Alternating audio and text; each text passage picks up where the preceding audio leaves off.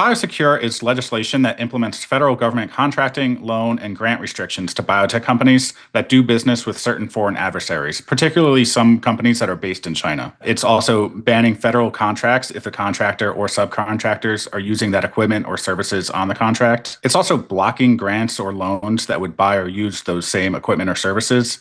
And it's blocking grantees or borrowers from spending federal funds with vendors that are using those same equipment or services on federal work. So similar to 1.0, it's comprehensive, I would say, in its reach. What stood out to you as different from 1.0? First, it actually uses the Department of Defense 1260H list to identify specific companies of concern. And this 1260H list, it's actually a roster of Chinese military companies operating directly or indirectly in the US. Something interesting about this 1260H list is they actually don't receive the due process protections that are available to companies flagged through the second procedure. I don't think this is something that's been picked up in much media. So, break some news on the podcast. You're saying that in the bill, there is an opportunity almost to protest these decisions if you're in sort of this second entity criteria list? Yeah, so this second process for identifying companies, it actually establishes a formal review process managed by OMB to identify any companies of concern. Any companies that are subject to control of a foreign adversary, whether they are involved in the manufacturing or distribution of a biotechnology equipment or service, and if they are a risk to the U.S. national security. However, they're actually offered an opportunity to submit information in opposition to the designation. So there's actual chances here where a company that is initially flagged